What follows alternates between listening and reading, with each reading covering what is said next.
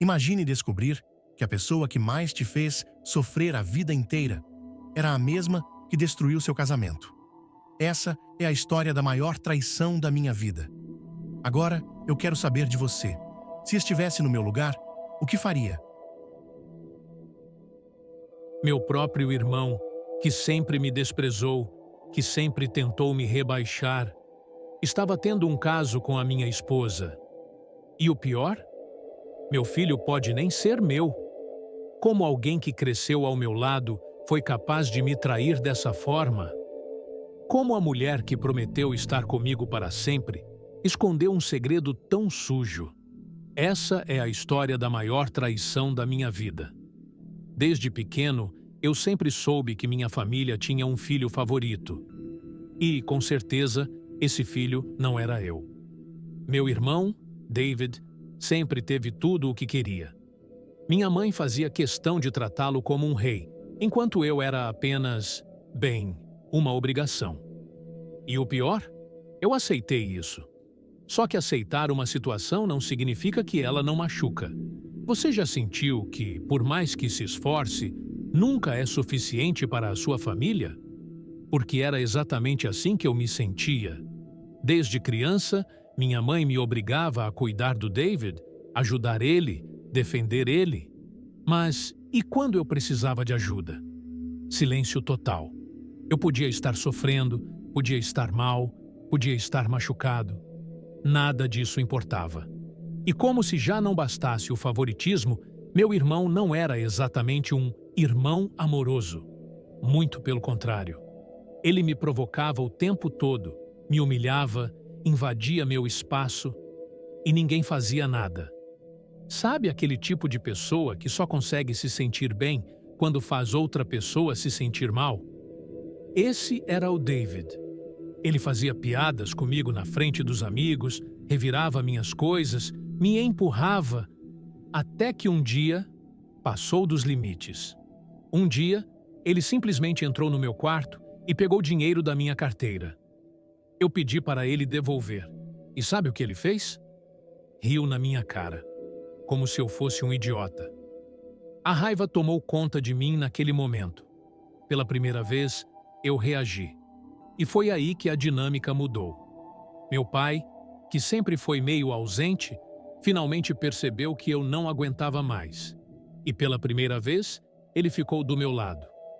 Isso foi o suficiente para que David percebesse que eu não ia mais aceitar ser tratado como lixo. A partir desse momento, ele se afastou. Mas isso não significava que ele tinha mudado. Ele ainda jogava indiretas, ainda tentava me atingir. Só que, agora, eu não me importava mais. Finalmente, minha vida parecia seguir em frente. Mas mal sabia eu. David ainda encontraria um jeito de destruir tudo que eu construí. Quando eu finalmente achei que minha vida estava se ajeitando, que eu tinha abandonado meu irmão para trás, ele deu um jeito de voltar a ser um problema. Dessa vez não era mais sobre brigas de infância ou disputas bobas. Era sobre algo muito maior. Mas calma, vamos por partes. Eu finalmente estava livre daquela casa. Fui para a faculdade, fiz amigos, vivi minha vida. E o mais importante, conheci Maria. Ela era incrível, pelo menos era o que eu achava na época. Inteligente, engraçada, me apoiava. Tudo o que eu nunca tive em casa. Eu me apaixonei rápido e pouco tempo depois nos casamos. Na minha cabeça, esse era o meu recomeço. Uma nova vida, uma nova família, longe dos problemas do passado. Mas sabe aquela sensação estranha de que algo não está certo? Aquela coisa que você sente, mas não consegue explicar? Eu devia ter confiado nessa sensação, porque foi assim que tudo começou. Pequenos detalhes que não faziam sentido. Olhares discretos, conversas interrompidas quando eu chegava perto. E o pior, isso acontecia sempre que Maria e David estavam no mesmo lugar. No começo, eu ignorei. Achei que era coisa da minha cabeça. Afinal, por que eu desconfiaria da minha própria esposa? Só que os sinais começaram a se tornar impossíveis de ignorar. Teve um dia, por exemplo, que eu cheguei em casa mais cedo e Maria estava no telefone. Quando ela me viu, desligou na hora e ficou nervosa. Eu perguntei quem era e ela disse que era só uma amiga. Mas o que me pegou foi o jeito dela. Ela nunca tinha reagido assim antes. Era como se tivesse sido pega no flagra. E aí começaram as desculpas. Ah, estou cansada. Ah, estou sem tempo hoje. Ah, é coisa da sua cabeça. Mas quando eu percebi que até meu irmão começou a agir estranho, foi aí que a ficha caiu. Alguma coisa estava acontecendo. Eu só não sabia que, na verdade, o pior já tinha acontecido há muito tempo. Eu tentei me convencer de que era coisa da minha cabeça, de que eu estava exagerando. Afinal, eu tinha vencido, certo? Eu saí daquela casa, construí minha vida, me casei, tinha um filho lindo. Eu estava feliz, ou pelo menos achava que estava. Por anos eu vivi essa ilusão. Eu e Maria tínhamos nossos problemas como qualquer casal, mas nada que me fizesse desconfiar. E o David? Bom, a gente nunca fomos próximos, mas com o tempo as brigas infantis ficaram para trás. Ele parecia ter seguido a vida dele, e eu segui a minha. Ou pelo menos era o que ele queria que eu pensasse. O tempo passou, meu filho nasceu e eu jurei para mim mesmo que daria a ele tudo o que eu nunca tive. Eu queria ser o pai que nunca me senti que tive. Mas olhando para trás, será que ele realmente era meu filho? Essa dúvida nunca tinha passado pela minha cabeça até aquele dia. Aquele maldito dia em que tudo desmoronou. 3 meses atrás, Maria me chamou para conversar. Ela disse que tinha algo sério para me contar. Eu já sabia que não era coisa boa. Dava para ver nos olhos dela. Mas eu nunca poderia imaginar o que vinha a seguir. Ela respirou fundo, me olhou nos olhos e disse: "Preciso te contar uma coisa. Nosso filho pode não ser seu." Foi como se o chão tivesse sumido. Meu coração disparou. Meu filho poderia ser de outro homem, e não de qualquer homem, do meu irmão. A traição já era insuportável, mas isso era o tipo de coisa que destrói uma pessoa. E naquele momento, eu percebi, minha vida inteira tinha sido uma mentira. Naquele momento, eu congelei. Minha esposa, a mulher que eu amei, a mãe do meu filho, estava me dizendo que ele poderia não ser meu. E o pior, o outro homem era o meu irmão. Minha mente ficou em branco. Eu queria acreditar que era uma piada, que de alguma forma eu tinha ouvido errado, mas não, era real. Eu olhei para Maria tentando entender. Como? Quando? E foi aí que ela começou a contar tudo. Ela disse que tudo começou anos atrás, desde que eu apresentei ela para minha família. Ela e Dave começaram a sentir uma conexão. Foi assim que ela chamou. No início, era só um flerte, mas depois... Bom, vocês já sabem onde isso foi parar. Eles tiveram um caso que durou anos. E enquanto eu achava que estava vivendo um casamento feliz, enquanto eu acreditava que tinha uma família, eles estavam me traindo pelas minhas costas. Eu senti meu corpo inteiro tremer, o sangue fervendo de raiva. Meu próprio irmão. Ele já tinha feito da minha infância um inferno, e agora, ele conseguiu destruir minha vida adulta também. E Maria? Ela dizia que me amava, que me escolheu, que mesmo tendo sentimentos pelo David, ela quis ficar comigo. O que isso significava? Que ela me fez um favor ficando casada comigo? Que tipo de justificativa é essa? Eu não quis ouvir mais nada. Peguei minhas coisas e saí de casa. A única coisa que eu sabia era que eu não podia mais ficar ali. Naquela noite dormi em um hotel. Meu celular não parava de tocar. Mensagens de Maria, ligações dela chorando, pedindo para eu voltar. Mas eu só conseguia pensar em uma coisa. Meu filho.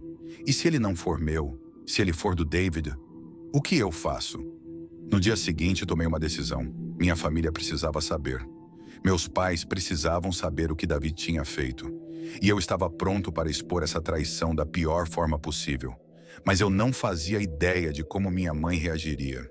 E isso só tornaria tudo ainda pior. Naquele momento, eu sabia que não dava mais para fugir. Eu precisava encarar a verdade. Eu precisava encarar meu irmão. Então eu fiz o que qualquer pessoa faria no meu lugar. Liguei para minha família e disse que precisava falar com eles. Minha mãe, como sempre, foi rápida para defender o David. O que você quer agora? Você sabe que seu irmão tem uma vida ocupada. Aquilo me fez rir.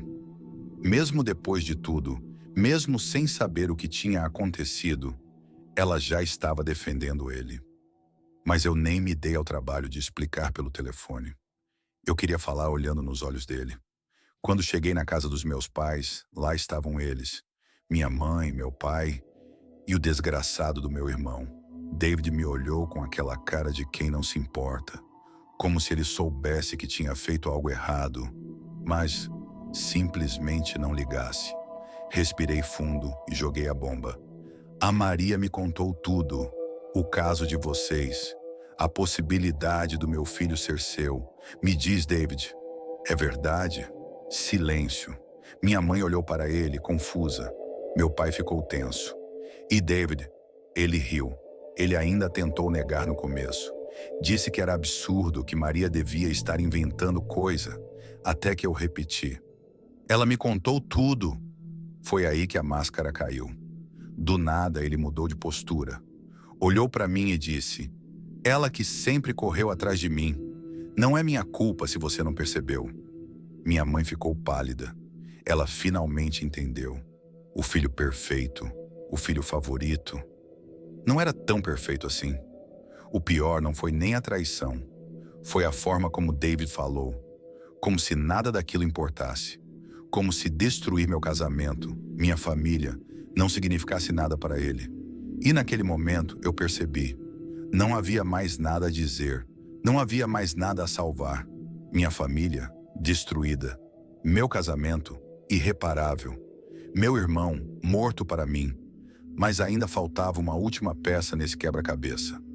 E essa peça era o meu filho. Depois de tudo que aconteceu, de todas as traições, de todas as mentiras, ainda restava uma única pergunta sem resposta. Meu filho era realmente meu? Eu queria evitar isso. Queria me agarrar à esperança de que, apesar de tudo, ele ainda fosse meu filho. Mas como eu poderia viver com essa dúvida? Eu precisava saber a verdade. Então, sem contar para ninguém, eu fiz o teste de DNA. Os dias que esperei pelo resultado foram os mais angustiantes da minha vida. Cada vez que eu olhava para o meu filho, meu coração se partia. Ele me chamava de pai. Ele me abraçava. Ele confiava em mim. E se eu tivesse que dizer adeus? Finalmente o resultado chegou. Minhas mãos tremiam enquanto eu abria aquele envelope. Respirei fundo e li as palavras que mudariam minha vida para sempre. E então, lá estava. 99,9% de chance de compatibilidade. Ele era meu filho. Naquele momento, eu chorei. Mas não era só um choro de alívio. Era um choro de dor, de raiva, de tudo que eu tinha passado. Eu fui traído. Eu fui enganado. Minha família foi destruída. Mas no meio de toda essa tragédia, meu filho continuava sendo meu. Ele não tinha culpa. Ele não pediu para nascer nesse caos. E por mais que eu quisesse apagar todo o passado, eu nunca poderia abandoná-lo. Então, tomei minha decisão. Karen, fora da minha vida para sempre. David, nunca mais trocaria uma palavra comigo. Mas meu filho, ele era meu. E eu faria de tudo para garantir que ele tivesse uma vida melhor do que a que eu tive. Eu não podia mudar o passado, mas podia garantir que o futuro dele não fosse marcado pela mesma dor que eu vivi. E essa era a minha última decisão. Agora, eu quero saber de você. Se estivesse no meu lugar, o que faria? Você acha que ele tomou a melhor decisão? Ou deveria ter feito algo diferente? Se fosse com você, perdoaria essa traição ou cortaria essas pessoas da sua vida para sempre?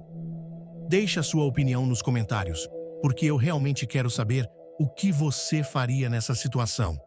E se esse vídeo te prendeu até aqui, já deixa o like, porque isso me ajuda demais.